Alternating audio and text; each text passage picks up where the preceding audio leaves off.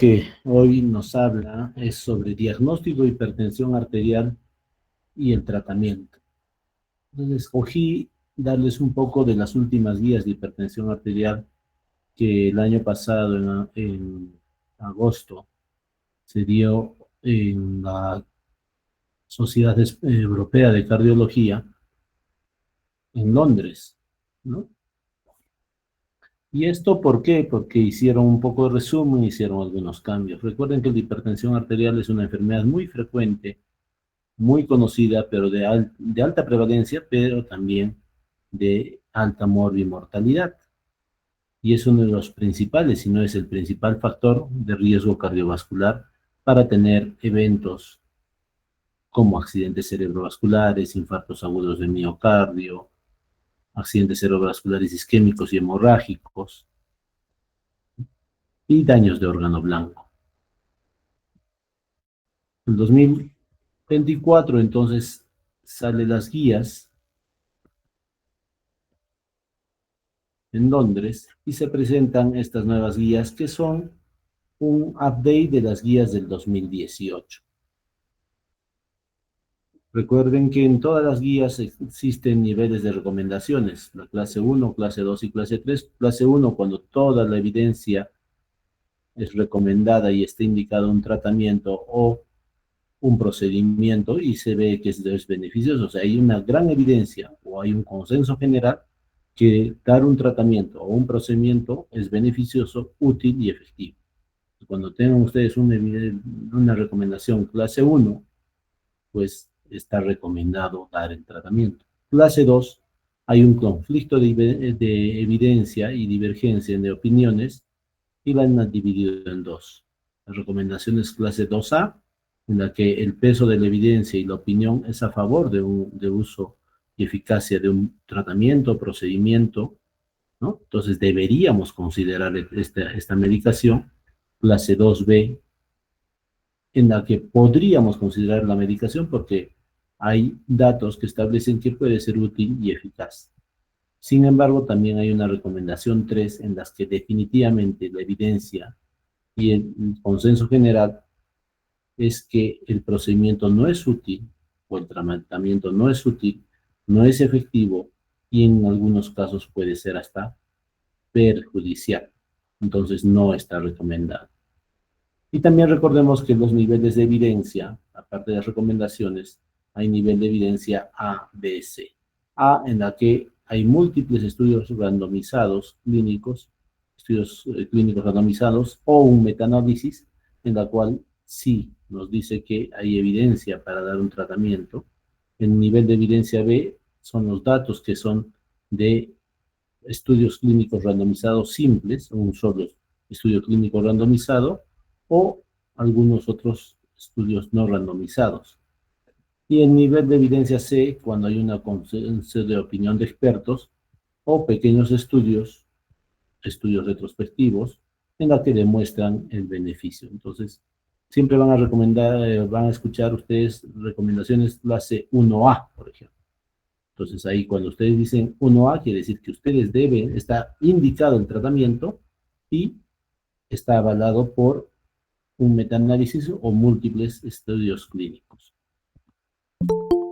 Y en la hipertensión arterial, pues lo que vamos a ver, y discúlpenme que estas diapositivas estén en inglés, no hemos tenido tiempo ya de cambiar todas las diapositivas, así es que las voy a poner solo en inglés.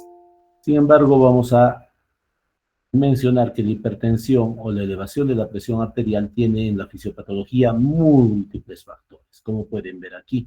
No es solo la elevación propia de la presión arterial, porque detrás hay factores genéticos, ya sea desde el punto de vista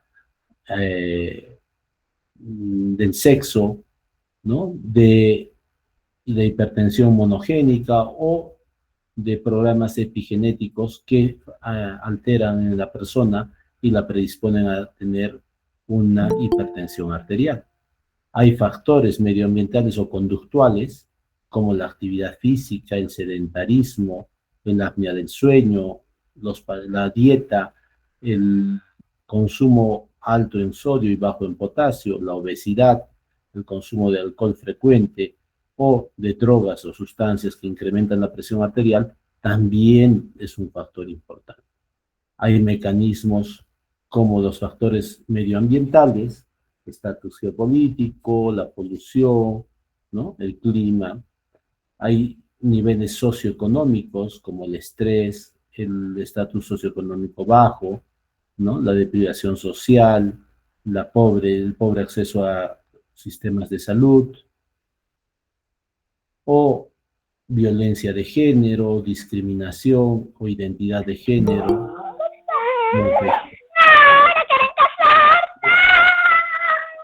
mecanismos musculares como disfunción endotelial, remodelamiento de pequeñas arterias, engrosamiento de grandes arterias. Hay mecanismos hormonales como el sistema renina-angiotensina-aldosterona, el sistema endotelial, las hormonas sexuales. Hay mecanismos renales como la sensibilidad a la sal, la natriuresis, el sistema renina-angiotensina-aldosterona o la isquemia renal. Hay sistemas o mecanismos neuronales como la actividad del sistema nervioso simpático o los varoreceptores, y también lo que hemos dicho, disfunción endotelial. Entonces, todo esto, miren, estos múltiples factores te van a llevar al incremento de la presión arterial. Por eso es importante que tengan en cuenta en el diagnóstico que no solo es un solo mecanismo para hipertensión arterial. Todos estos mecanismos se han sido estudiados durante muchos años y se ha llegado a la misma conclusión. Por eso es tan difícil a veces de tratar de hipertensión arterial. ¿Y por qué es importante tratar la hipertensión arterial? Porque un paciente que tiene hipertensión arterial y no hemos diagnosticado va a tener lesión de órgano blanco. Entonces, la elevación persistente de la presión arterial va a llevar a lesión de órgano blanco y enfermedad cardiovascular. A nivel de los ojos, va a producir remodelamiento microvascular y retinopatía hipertensiva. Y el paciente va a disminuir la agudeza visual. A nivel cerebral, va a producir lesiones, ¿no? A nivel cerebral, como microinfartos silentes, microhemorragias, ¿no? Atrofia cerebral, disminución cognitiva, demencia vascular, o accidente cerebrovascular isquémico o hemorragia. A nivel cardíaco nos va a llevar a hipertrofia del ventrículo izquierdo, dilatación del ventrículo izquierdo y de la aurícula izquierda, fibrilación auricular, enfermedad arterial obstructiva coronaria, infartos agudos del miocardio y enfermedad cardíaca como la insuficiencia cardíaca sistólica y la fracción y la diastólica. Entonces hay disfunción sistólica y diastólica. A nivel renal va a producir hipertensión glomerular arterial, glomeruloesclerosis, albuminuria, proteinuria y disminución de la fracción o de la depuración de creatinina de la función renal. A nivel de arterias va a producir más aterosclerosis, calcificación vascular, engrosamiento arterial.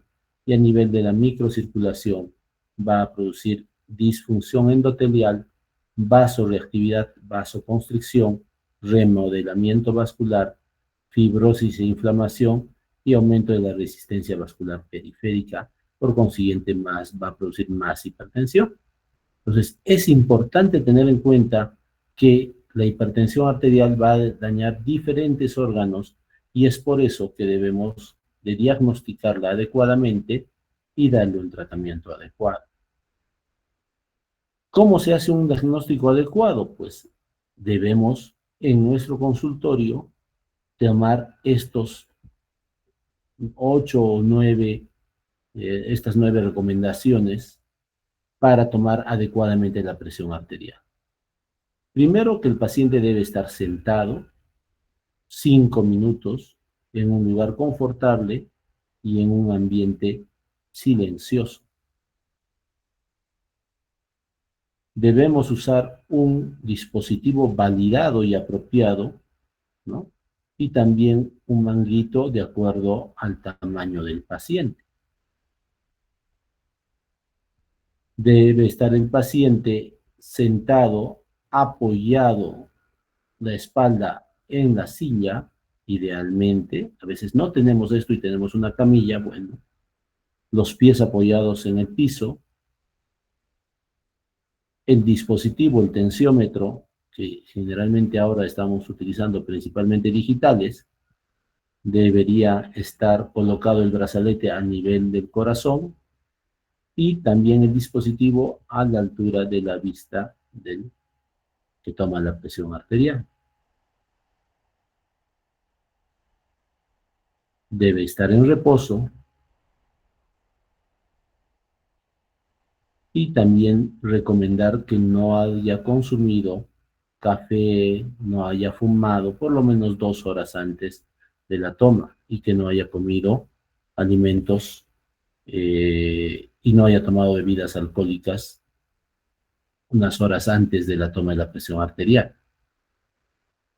Debemos realizar la toma de la presión arterial en 3 medidas, en tres veces diferentes, con una diferencia entre 1 o 2 minutos entre cada toma, y sacar el promedio de las últimas 2 medidas.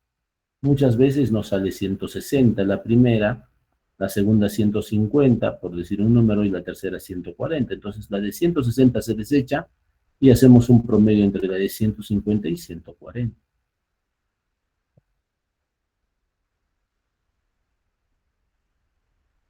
Debemos obtener medidas mayores a 3 si es que hay una diferencia de más de 10 milímetros de mercurio en las medidas subsecuentes, por ejemplo. 160 la primera, 150 la segunda, 140 la tercera, pues hay casi 10 milímetros de mercurio de diferencia entre estas.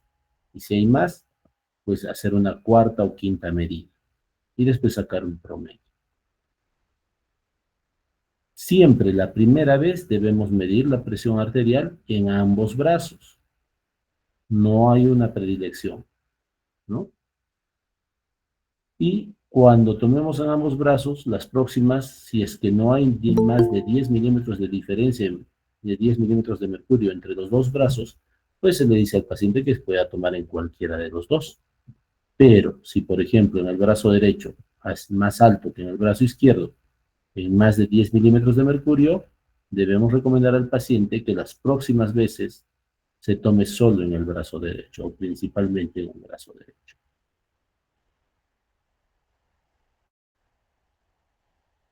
Siempre tomar en cuenta la frecuencia cardíaca y excluir arritmias por la palpación del pulso. Entonces, cuando tengamos arritmias frecuentes, la presión arterial también podríamos tomar la palpatoria. Y algo que es importante y que poco hacemos es que al paciente, después de tomarle la presión arterial sentado, deberíamos tomarle después, hacerlo parar al paciente y después de 3 minutos tomarle la presión. Esto para descartar la hipotensión ortostática.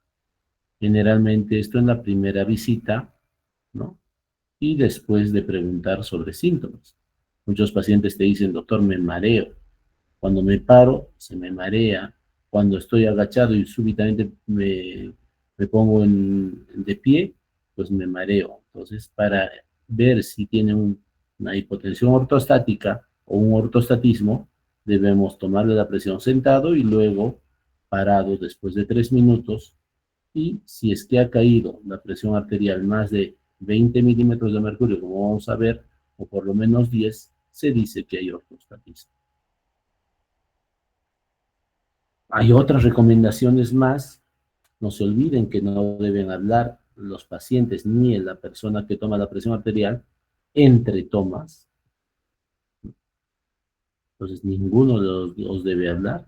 Y siempre tomar la presión, como hemos dicho, en un ambiente silencioso, quieto, para que no interfiera con nuestra toma. Si es en la casa, pues usar tensiómetros validados. Los últimos tensiómetros generalmente son buenos.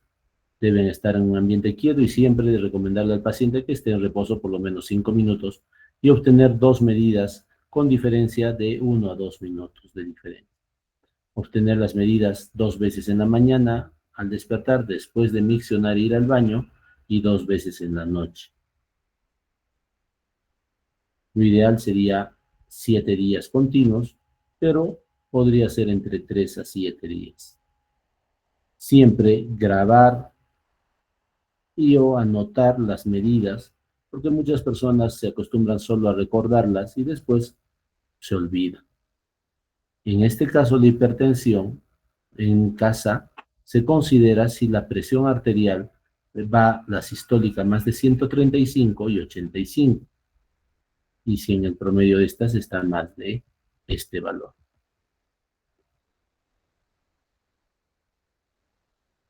Si medimos en un ambiente ambulatorio, pues usar un tensiómetro calibrado, grabar las medidas, como hemos dicho.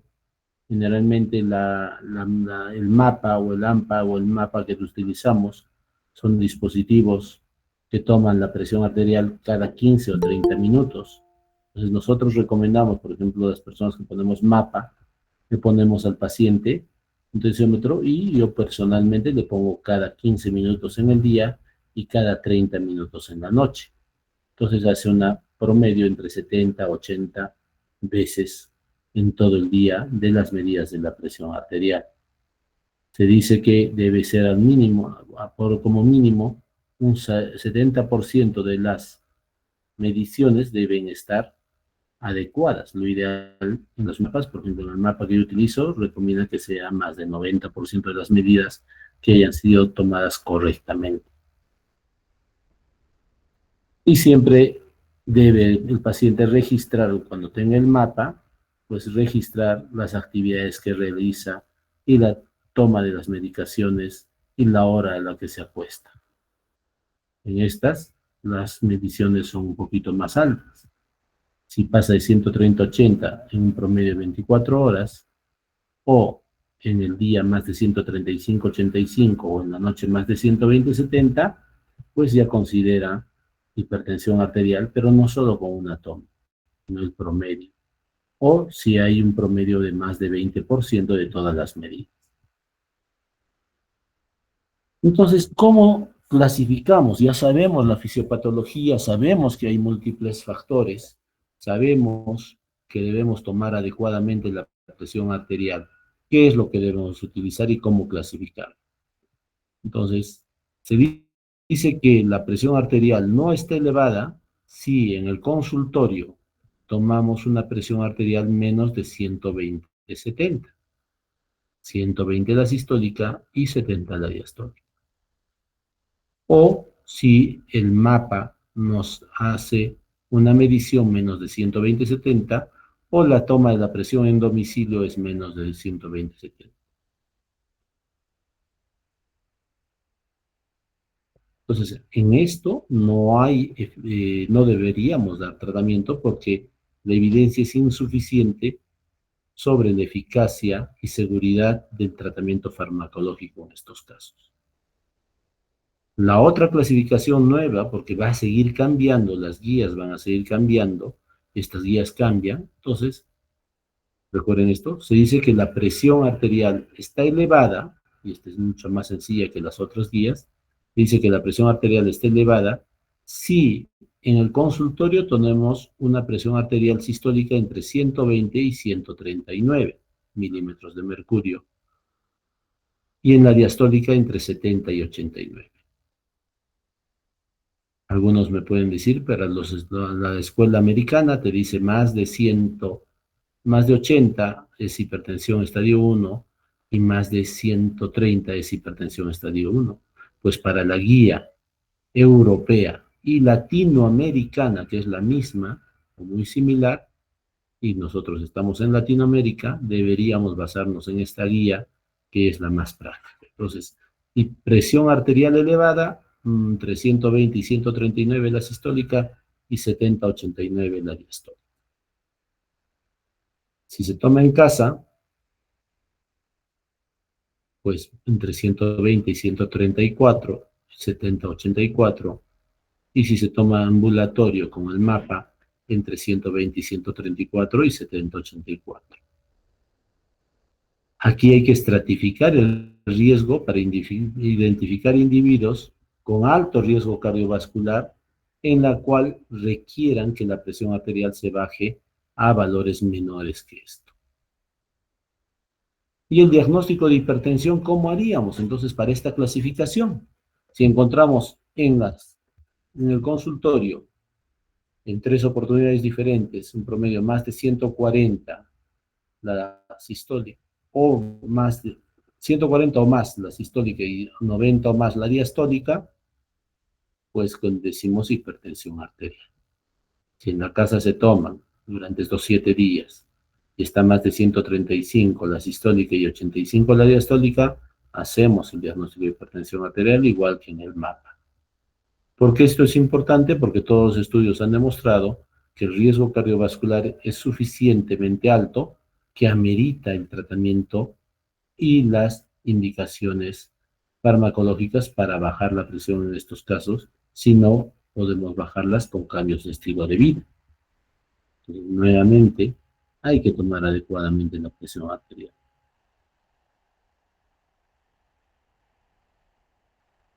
Pues ya hemos dicho que hay varios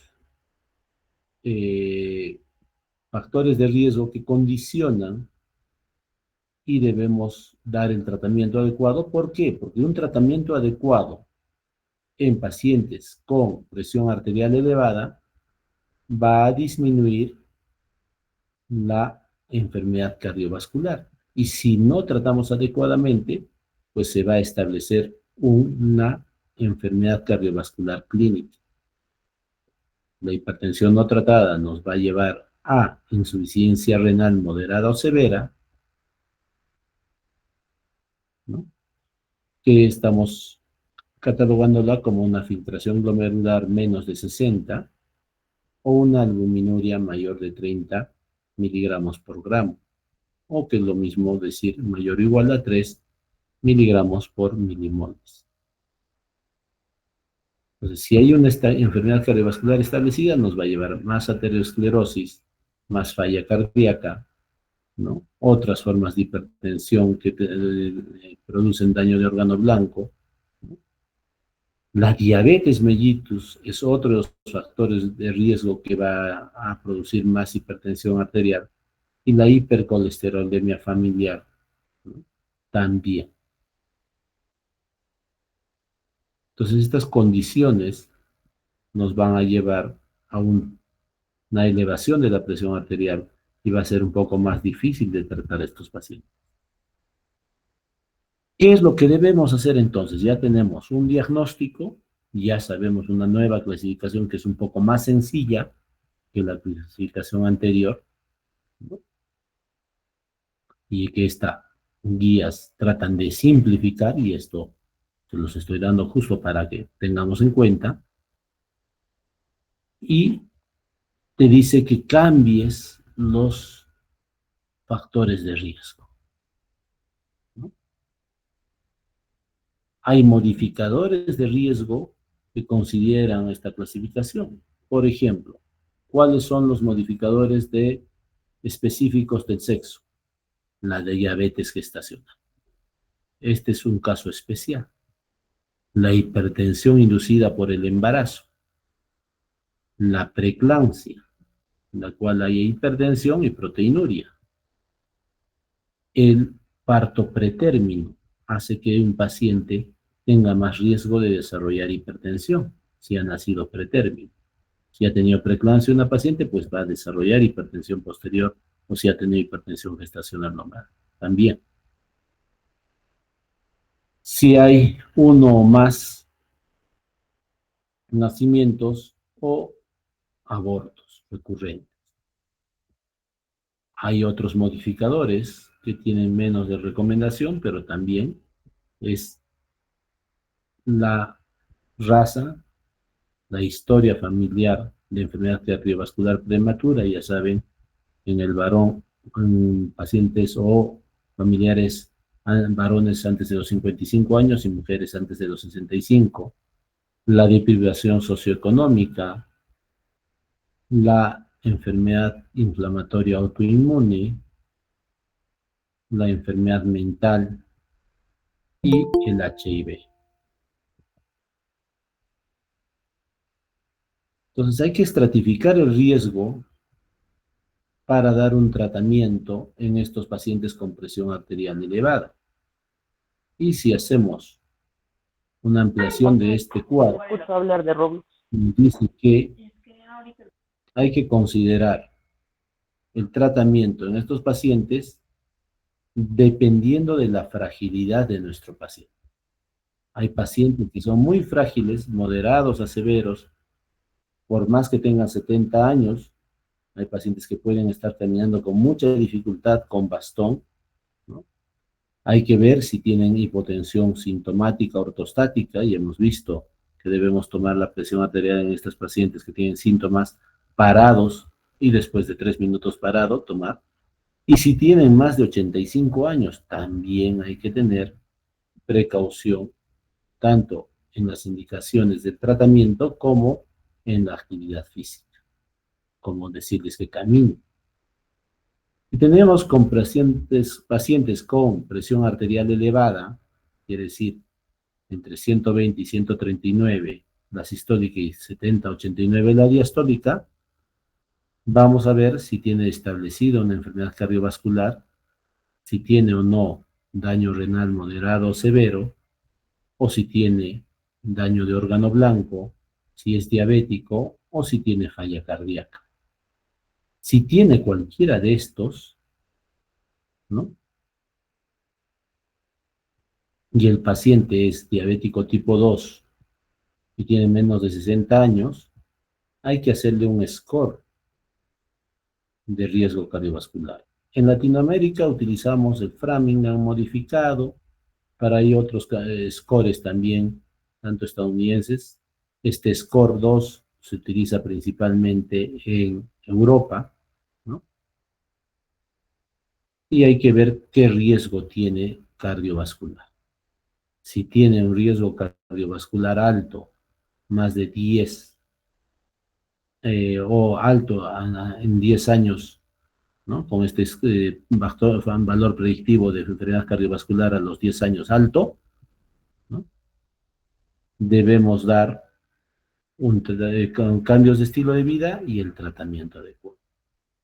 Si no tiene, pues vamos a ver lo que pasa. Entonces, a todos los pacientes que tienen una enfermedad cardíaca establecida, cardiovascular, daño renal, daño de órgano blanco, son diabéticos o tienen falla cardíaca, ¿no?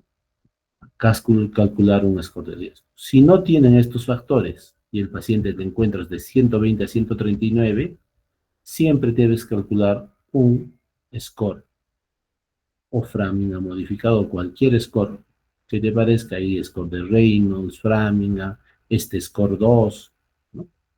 Para ver si es alto riesgo o no. Si es alto riesgo y es más de 10 este valor predictivo, más de 10%, pues vas a considerar cambios de estilo de vida, ¿no? Y algunos cambios modificadores que hemos visto anteriormente. Si va de 5 a 10% tu score que has hecho, también. Entonces, ¿qué es lo que debes ver? Ver su raza, si tiene historia familiar cardiovascular, si tiene nivel socioeconómico bajo, si tiene enfermedad autoinmune, si tiene falla, demencia o alteraciones mentales, o si tiene HIV. Si este paciente tiene esto, pues vamos a llevar a cambios de estilo de vida para disminuir la presión arterial. Y si no lo tiene, pues vamos a ver si es diabética, si está en hipertensión gestacional, si ha tenido preeclampsia, si al nacer ha sido de pretérmino o ha tenido muchos hijos, ¿no? O pérdidas o muertes o abortos. Y si ha tenido, pues cambios de estilo de vida. Si no ha tenido, pues todavía hay que hacer alguna decisión, hay que ver algunas otras herramientas, ¿no? Para decidir. Si el paciente, por el contrario, le haces un score de riesgo y su score de riesgo sale bajo, quiere decir menos del 5%, pues en este paciente siempre hay que recomendarle cambios de estilo de vida y para reducir la presión arterial. Y hay que citarlo al año. En los otros pacientes que hemos visto que tienen riesgo intermedio o alto, pues aparte de decirle que tenga cambios de estilo de vida, hay que citarlo a los 3 meses de los cambios de estilo de vida para ver si tiene la presión arterial más de 130/80 e iniciarle tratamiento antihipertensivo.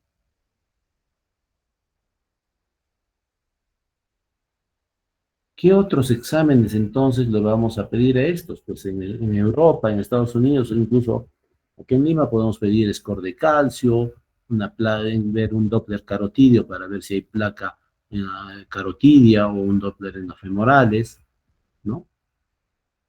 Pedir una troponina cardíaca altamente sensible o un ProBNP y una velocidad de pulso para ver si esto está alterado, y si no está alterado, pues citarlo al año, y si está alterado, citarlo a los 3 meses y ver cómo va la presión arterial. Entonces, en conclusión, en esta diapositiva podemos ver que a nuestros pacientes que tienen entre 120 y 139 y 70-79, hay que hacerle una clasificación, un score, calcular un score de riesgo. Si el score de riesgo es alto, pues citarlo a los 3 meses, decirle cambio de estilo de vida y ver si en los 3 meses ha bajado la presión. Y si está más de 130/80, darle tratamiento antihipertensivo. Si el score es intermedio, puedes hacer todo lo que hemos visto. Ver los otros factores, la raza, el estado socioeconómico, si tiene HIV, alteraciones mentales, si ha tenido preeclampsia, si es pretérmino, ¿no? Si ha tenido abortos frecuentes, o si no ha tenido, pues buscar otros, como el score de calcio, las troponinas, el ProBNP, y si tiene todo esto, citar a los 3 meses y ver para el tratamiento. Si no tiene, si tiene bajo riesgo, un control anual. Entonces, siempre hay que ver y hacer esta estratificación de riesgo. Entonces, estratificar el riesgo a nuestros pacientes es importante. ¿Y cuál sería el protocolo, el proceso para confirmar el diagnóstico de hipertensión arterial? Debemos hacer un screening de hipertensión arterial en nuestro consultorio y ver si no tiene presión arterial elevada, o sea, menos de 120/70 que hemos visto en las primeras diapositivas. Si es más de 40 años, pues debemos citarlo a sus controles cada año. Si es menor de 40 años, pues hay que verlo a los 3 años. Si encontramos al paciente con presión arterial elevada, 120/139 o 70/89, estratificar el alto riesgo, ¿no? Y hemos dicho, si es alto riesgo, pues es más de 10, ¿no? Ya confirmamos el diagnóstico y de hipertensión arterial, o le mandamos a una medida ambulatoria de la presión arterial en la casa o un mapa, ¿no? Y con cambios de estilo de vida y todo, ¿no? Si no tiene score de riesgo alto, pues hay que evaluarlo cada año.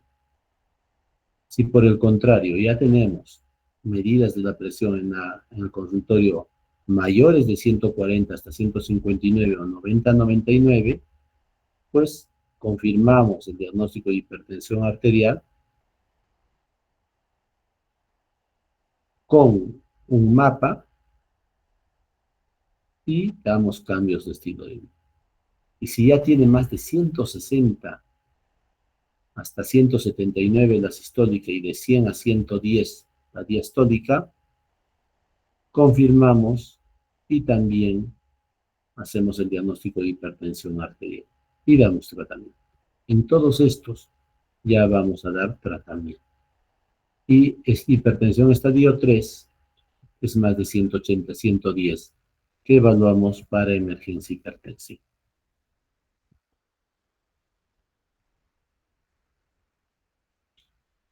Algo que es importante es ver la adherencia al tratamiento de nuestros pacientes. Si cumplen o no el tratamiento. Muchos de estos pacientes no cumplen el tratamiento. Entonces, se dice que no hay adherencia a aquellos pacientes que no inician la medicación. Y en este caso, pues debemos, en nuestro consultorio, en nuestro centro de salud, donde trabajemos, llenar un dato de reporte y hacer, comunicar, hablar con el paciente para ver sobre los riesgos y beneficios de la medicación, explicarles adecuadamente a estos pacientes que deben cumplir el tratamiento, ver los efectos colaterales de los medicamentos que tienen, ¿no? Y discutirlos con nuestros pacientes. Si no hay adherencia y no toma la medicación prescrita, también debemos hablar con nuestro personal de enfermería y ver si podemos, y también a nosotros, con nuestros médicos, y ver si podemos simplificar el tratamiento. Muchas veces no cumplen el tratamiento porque son múltiples drogas, 3, 4. Entonces podemos ver si hay alguna forma de que con medicamentos que tengan en 2 o más combinaciones de tratamiento en una sola pastilla, pues el paciente puede mejorar su tratamiento. Y la persistencia, ¿no? Muchos pacientes descontinúan la medicación, estaban tomando adecuadamente y después descontinúan la medicación. Entonces, siempre buscando un monitoreo electrónico y todo, podemos confirmar que no hay persistencia en el tratamiento y lo que debemos es motivar y hablar al paciente sobre los beneficios de la medicación, discutir los posibles efectos colaterales de los tratamientos, ¿no? Para que el paciente reinicie y continúe con su medicación indicada. Entonces, nosotros debemos tomar entonces en cuenta que muchos pacientes o no inician medicamentos o no toman, como le hemos prescrito, sus medicamentos, sino solo algunos, o están tomando adecuadamente y después dejan de tomar la medicación. Entonces, eso es importante que tomemos en cuenta. Doctor, ¿y cómo sé si tiene daño de órgano blanco y qué debo pedirle a mis pacientes en el consultorio? ¿No? ¿Qué análisis? Bueno, pues lo primero es por qué medimos la presión arterial. Ya sabemos por qué medimos. Entonces debemos, para diagnosticar adecuadamente, hemos medido la presión arterial, pero también para evitar el daño de órgano blanco, para estratificar el riesgo, para ver ciertas situaciones que pueden hacer que estemos en un error, por ejemplo, en la hipertensión del mandil blanco, ¿no? Ver factores de riesgo cardiovascular tradicionales y no tradicionales, ver si el paciente tiene más o no de 40 años y recordar que si tiene hipertensión, pues ya puede tener daño de órgano blanco. Entonces, a nivel renal, ¿qué debemos pedir? Tasa de filtración glomerular y dosaje de albúmina creatinina. Si hay una moderada a severa o a severo daño renal, pues la filtración glomerular va a ser menos de 60 mililitros por minuto por 1,73 metros cuadrados y la albuminuria va a ser más de 30 miligramos por gramo. A nivel cardíaco, ¿qué vamos a pedir? Un electrocardiograma. Entonces, para ver si hay hipertrofia, los índices de Sokolov, el índice de Cornell y otros. Espérenme un momento, por favor.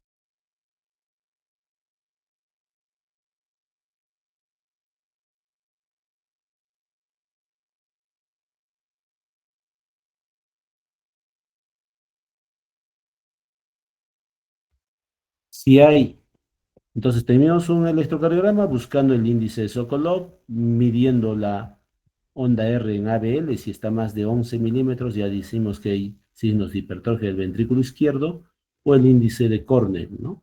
En la cual mides la onda S en derivación V3, más la onda R en derivación ABL, y si pasa más de 28 en el hombre o más de 20 en la mujer, pues te da un índice de hipertrofia del ventrículo izquierdo. Entonces, para eso tomamos el electrocardiograma.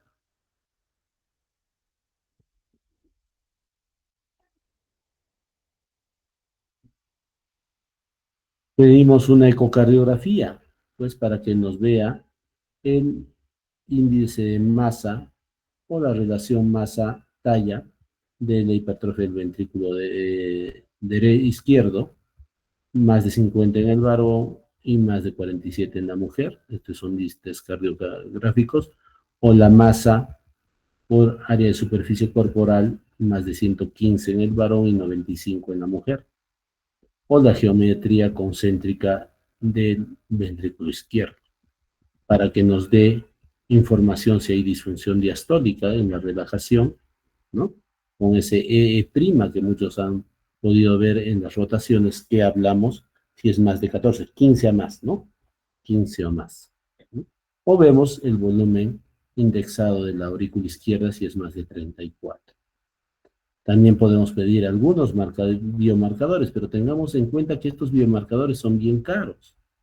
Entonces, solo se pide, si hay daño, pues si tenemos troponina, si está más del 99% del percentil arriba, o pre-BNP, si tiene más de 125 picogramos, si tiene menos de 75 años, o más de 450 picogramos, si tiene más de 75 años.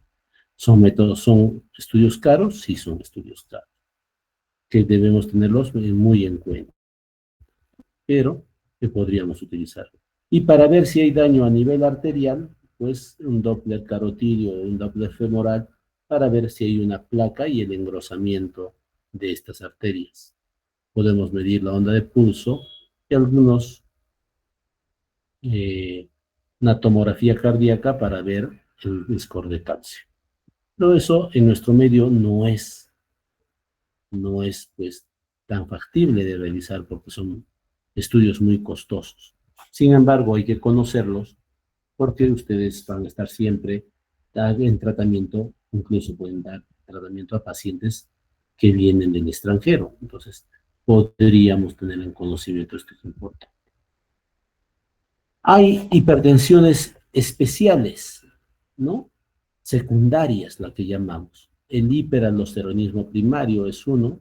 Hay que ver si hay signos y síntomas de hiperaldosteronismo, no es motivo de esta charla. La hipertensión renovascular en pacientes que tienen falla renal, daño renal, aterosclerosis, estrechamiento de las arterias renales, que también nos da hipertensión secundaria y más difícil de tratar. Si hay apnea obstructiva del sueño, que son y la hipertensión gestacional, que no vamos a tocar en este caso. Tenemos que también hablar sobre la actividad física a los diferentes tipos de ejercicio que podemos dar a nuestros pacientes para que reduzcan la presión arterial y reduzcan los eventos cardiovasculares. Recomendamos actividad aeróbica. Si un paciente para problema cardiovascular, debemos recomendar por lo menos que haga 150 minutos de actividad aeróbica a la semana.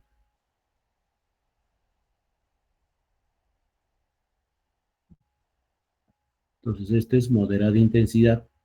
Entonces, ejercicio, actividad aeróbica, como caminar. Algunos hacen bicicleta. Pues si no está acostumbrado el paciente, no le pongas a montar bicicleta, se va a accidentar. Que camine por lo menos con actividad moderada 150 minutos a la semana. Eso quiere decir 30 minutos por lo menos 5 veces 5 días de la semana, ¿no? Y si queremos hacer más intenso, o menos intenso, pues deberíamos hacer 75 minutos a la semana de actividad vigorosa intensa. Esto es caminar, correr, hacer bicicleta o nadar. Esto sí está acostumbrado el paciente. No se olviden, 150 minutos y lo ideal sería 45 minutos por día los 7 días de la semana. Ahí te sale más de 300 minutos, ¿no? 300 son más minutos. Entonces, de actividad moderada, intensidad, o 75 minutos de actividad vigorosa, ¿no? Debemos incrementar la actividad física diaria con que camine más en el día, que use más las escaleras, ¿no?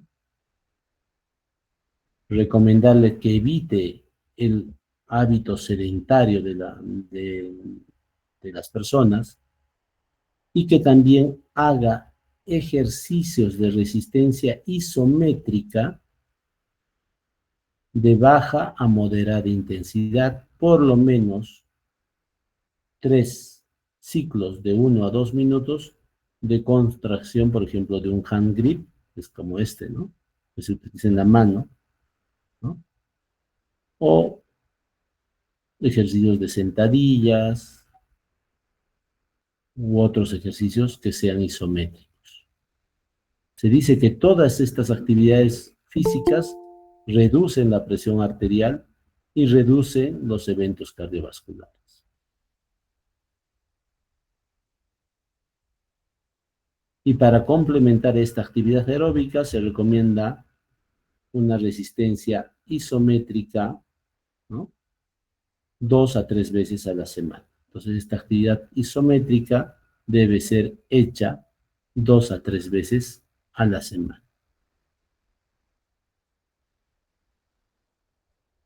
Ejercicios de resistencia dinámica como para fortalecer grandes músculos, ¿no?, de baja a moderada intensidad, se debe hacer 2 a 3 ciclos de 10 a 15 repeticiones, ¿no? Como las sentadillas, los squats, ¿no? O sentarse en la silla, o sea, hacer otros ejercicios dinámicos. Esto con la intensidad o con la intención de disminuir el riesgo cardiovascular y evitar o disminuir la presión arterial.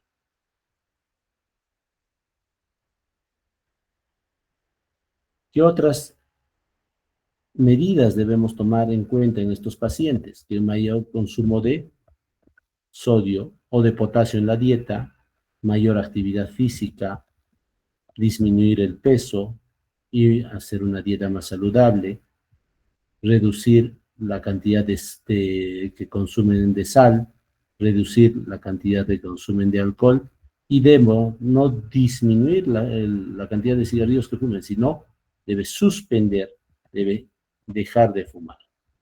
Esto también aumenta el riesgo, disminuye la presión arterial y disminuye el riesgo cardiovascular. Y ya para terminar, pues, ¿cómo damos el tratamiento? ¿Qué debemos hacer? Ya tenemos el diagnóstico, ya decimos que debe hacer actividad física, entonces también dar tratamiento. Doctor, ¿puedo dar monoterapia, iniciar con un solo medicamento? Sí, solo pacientes con categoría de presión arterial elevada, o sea, entre 120 y 139 o 70 a 89, y que tengan alto riesgo, como hemos visto en las primeras diapositivas, o que sean de moderada a severa fragilidad, que tengan hipotensión ortostática o que tengan más de 85 años. Tienes una persona de 90 años o que tiene hipotensión ortostática o que es frágil, pues puedes iniciar con monoterapia en estos tratamientos o con estas presiones, niveles de presión arterial. En los demás se debe iniciar con baja dosis de una combinación de 2 antihipertensivos. ¿Y cuáles son los antihipertensivos que puede usar? Los que actúan sobre el sistema renina-angiotensina-aldosterona.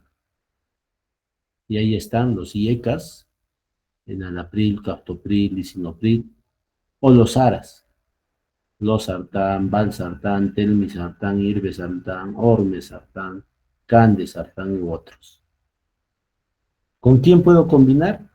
Con bloqueadores de los canales de calcio, como el amlodipino, nifedipino, felodipino, o con diuréticos. Entonces, cualquiera de estos puedo combinar a dosis baja. Entonces, una combinación de 2 medicamentos. ¿Cuándo debo controlar a mi paciente? Pues después de 1 a 3 meses, preferiblemente al mes. Si le das el tratamiento, viene al mes y está controlado, continúa con la medicación. Y controlarlo al año. Si no está controlado, pues podemos hacer una terapia triple, que lo ideal sería una combinación farmacológica de 3 antihipertensivos en una sola pastilla. ¿Y cuáles son esos 3? Un IECA o un ARA, combinado con un calcio antagonista y con un diurético. Los 3 en uno. Nivel de evidencia, clase o recomendación clase 1.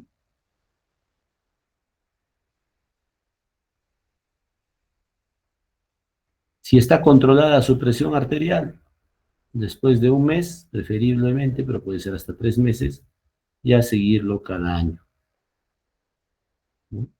Y si no está controlada, pues utilizar esta triple combinación, pero a dosis máxima. Por ejemplo, los IECAS o ARAS a dosis máxima, calcio antagonista a dosis máxima y diurético a dosis máxima.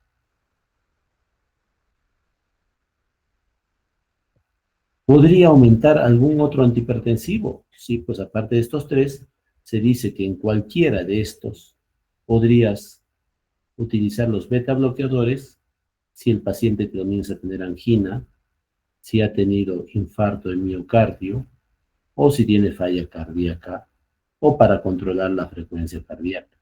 Hay muchos pacientes que estás en tratamiento, pero tienen taquicardia, más de 100 latidos por minuto, o cercano a más de 80 o 90, se dice más de 90, pues puedes usar un beta bloqueador. Y después de darle esa dosis máxima de la triple terapia, ver, controlarlo al mes preferiblemente, y si no está controlado, pues hay que catalogarlo como una hipertensión arterial resistente y referirlo a una clínica de hipertensión, o ver si es que cumple o no el tratamiento, siempre ver la adherencia del paciente, y así, si está con esta triple terapia y no cumple, recién darle espironolactona.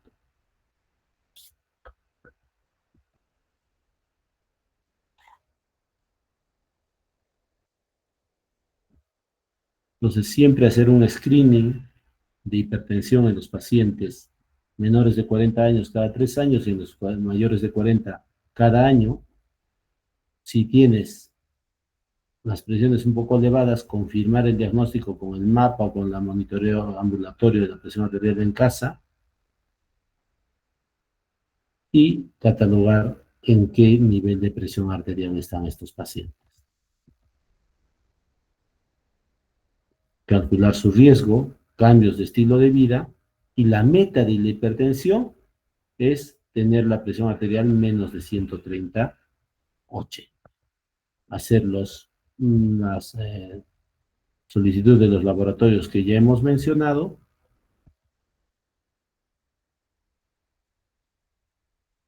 y ver. Entonces, el rango o la meta de tratamiento, como hemos mencionado, es tener una presión arterial menos de 130/80, idealmente.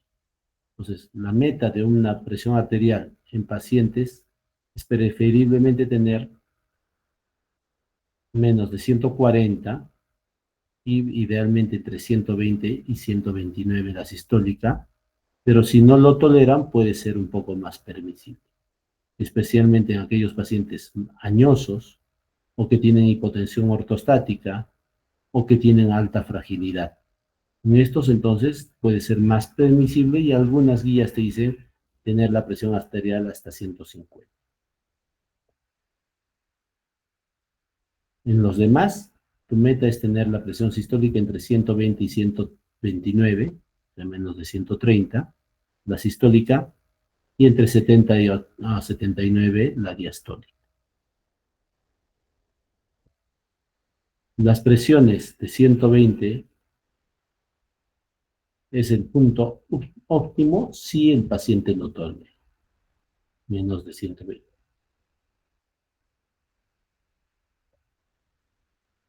Si tiene más de 180, pues piensa ya en llevarlo a un servicio de emergencia, si es que no tolera el paciente o si es que está con signos y síntomas. Y siempre ver la fragilidad de tu paciente para que haga actividad física. No es lo mismo tener una persona fitness que hace actividad frecuente o que sea alguien que hace moderado o que lo maneja adecuadamente, o los vulnerables o los medianamente, levemente frágiles, los moderadamente frágiles, los severamente frágiles, que ya caminan con bastón y con apoyo, ¿no? Siempre hay que determinar cuál es el paciente y no a todos darle la misma medicación.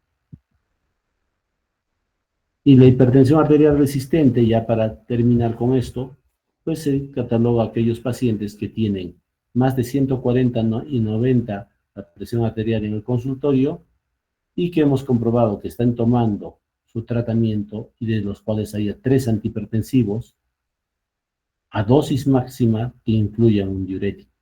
Puede ser un IECA o un ARA, más un calcio antagonista, más un diurético a dosis máxima y la presión sigue alta.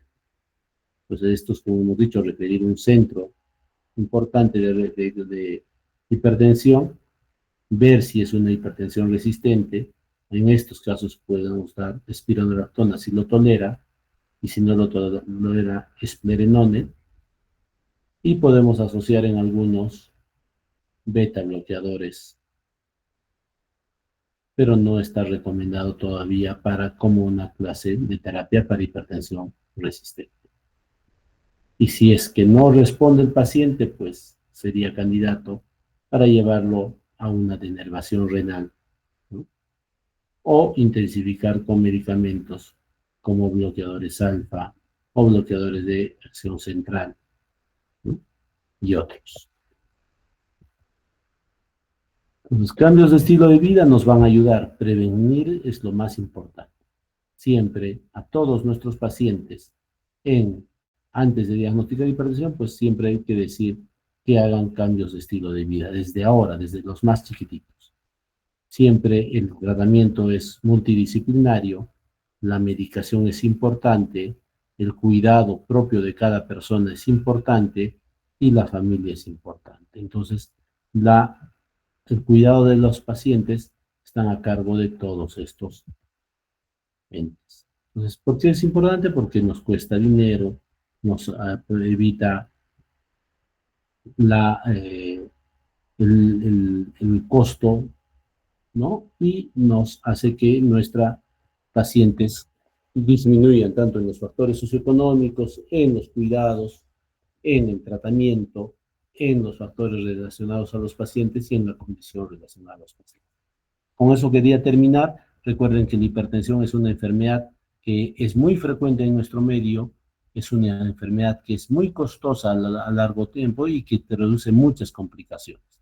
Y que es importante que la diagnostiquemos a tiempo y que le demos un tratamiento adecuado. Muchas gracias y si tienen preguntas. Muchas gracias, doctor Montesinos, por esta ponencia. Chicos, si tienen alguna pregunta, por favor, escríbanlo al chat o si no, utilicen el micro.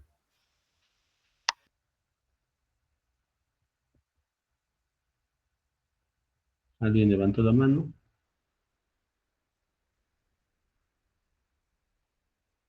A ver, ¿alguna duda, chicos, por favor?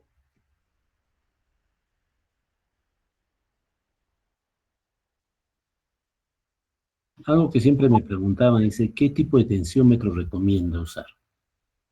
Lo ideal en ambientes, si ustedes han podido ver en el seguro, tenemos tensiómetros de mercurio. ¿Pero por qué tenemos tensiómetros de mercurio?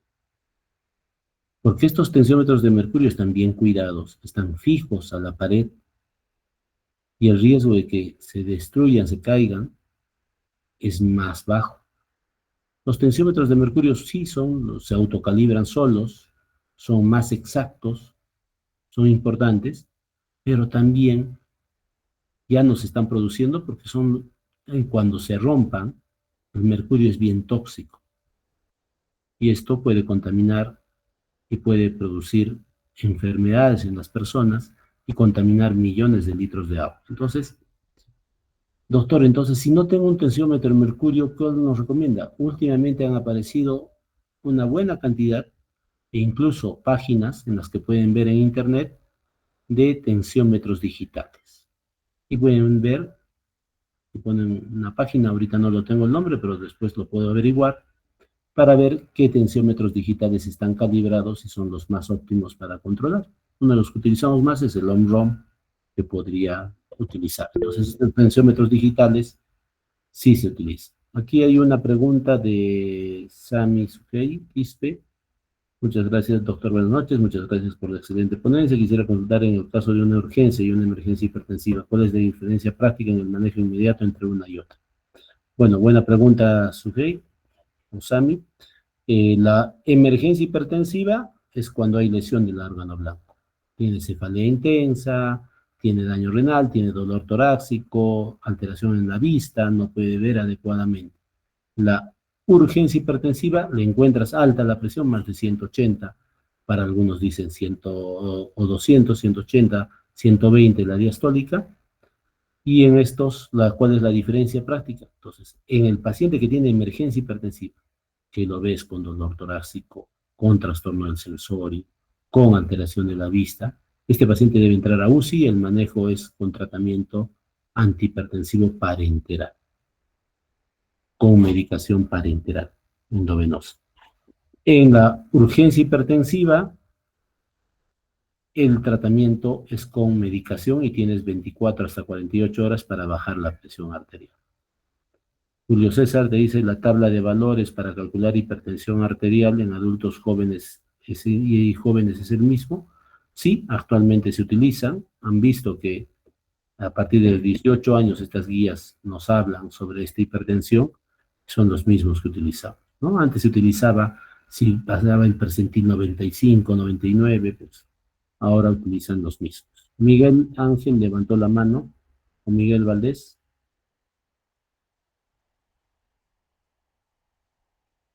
Doctor, muy buenas noches. ¿Se me escucha? Sí, Miguel, dinos. Doctor, bueno, primero felicitarlo por su ponencia, muy interesante, la verdad. Doctor, tenía dos clases de preguntas, bueno, en cuanto al tratamiento. La primera es, doctor, bueno, se sabe, ¿no? Que algunos betabloqueantes, uno de sus principales efectos es la disfunción eréctil. Quería preguntarle si es válido el tratamiento o el uso de, si se podría añadir algunos tratamientos como el Cialis, ¿no? Por ejemplo. Y la segunda pregunta es acerca de las tiazidas. Como se sabe, por ejemplo, algunas del tratamiento en la insuficiencia cardíaca y la hipertensión tenés el uso de las tiazidas, como la hidroclorotiazida, ¿no? Pero se ha visto también que en un efecto secundario es el desequilibrio electrolítico, ¿no? Entonces, mi pregunta en esa es, doctor, si cada cuánto tiempo o se debería hacer un examen, por ejemplo, de rutina al paciente que está consumiendo las tiazidas, un examen de rutina para ver sus electrolitos, doctor. Muchas gracias. Gracias, Miguel. Buenas preguntas. Entonces, la primera, no solo la disfunción eréctil se produce por la hipertensión arterial, sino también por la medicación. Cualquiera de los dos puede producir disfunción eréctil. Pueden utilizar nuestros pacientes sildenafil, o Cialis u otros, sí, sí pueden utilizar. Recuerden que son vasodilatadores, pues la recomendación es que lo utilicen siempre monitorizando su presión arterial, ¿no? Porque puede bajarles un poco la presión arterial. Eso es importante tener en cuenta, pero sí pueden utilizar. En la segunda pregunta que hace Miguel, pues los pacientes, también es muy bueno este comentario. Ninguna guía te contraindica los diuréticos. Muy por el contrario, la hidroclorotiazida se utiliza y es bastante frecuente. Mejor sería el eplerenone o algunos otros, ¿no? Pero la hidroclorotiazida se utiliza. Y sí te puede producir, especialmente en personas mayores, hipotiroideas, trastornos del sodio, hiponatremia, principalmente hiponatremia. ¿Cada cuánto deberías controlar? Por lo menos una vez al año, o si tienen síntomas los pacientes.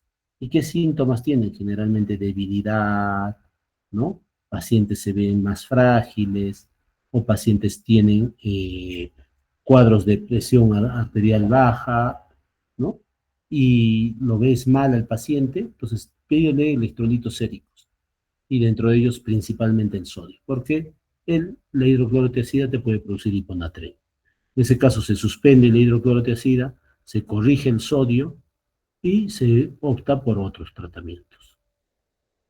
Daniel o Nila pregunta, a ver Nila, vamos a ver si puedo ver lo de Nila, esperen un ratito.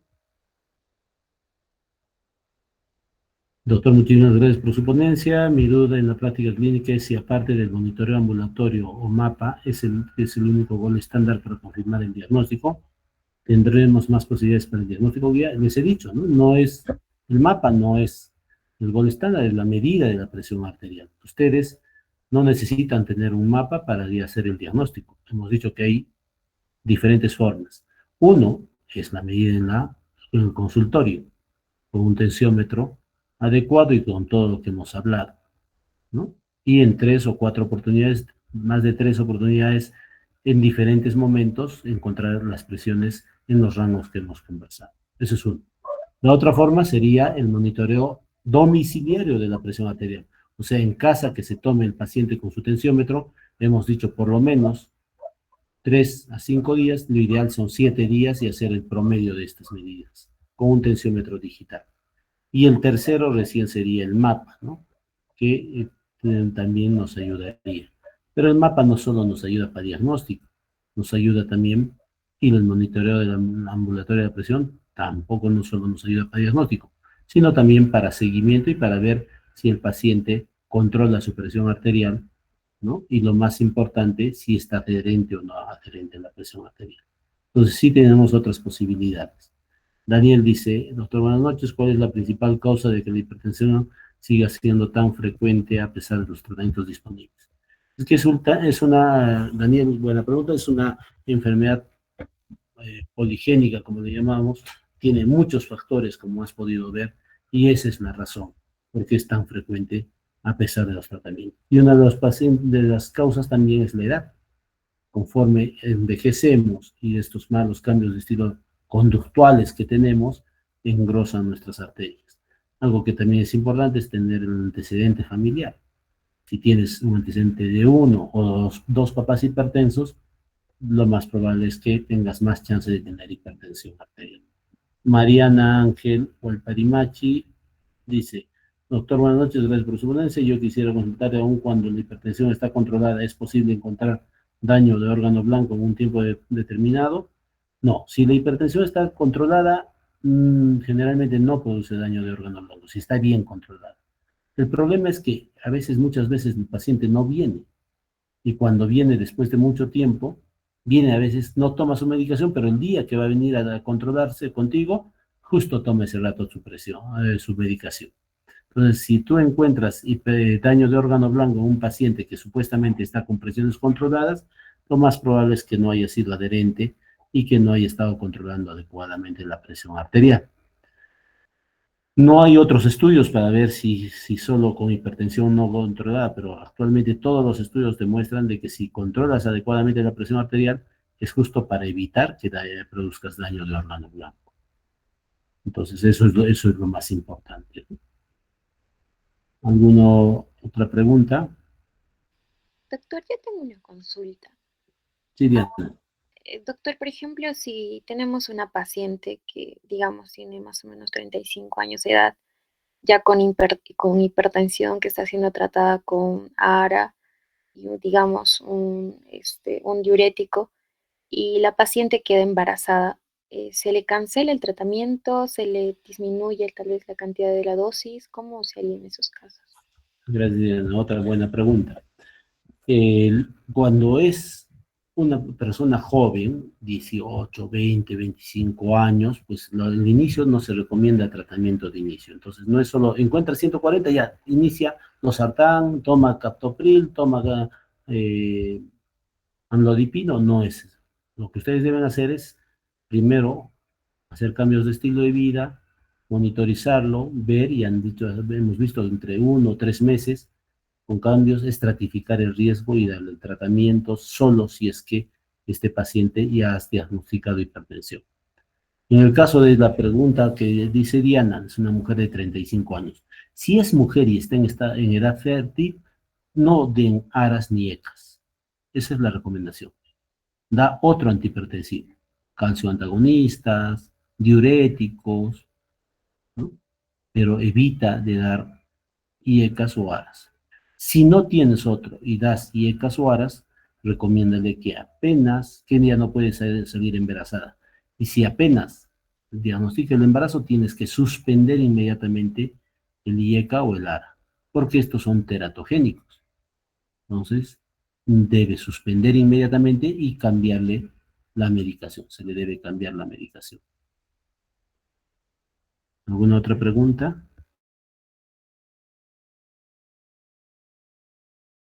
Creo que no hay ninguna otra pregunta, doctor. Muchas gracias de nuevo por esta ponencia. Esperemos también que nos pueda acompañar en otras ponencias futuras.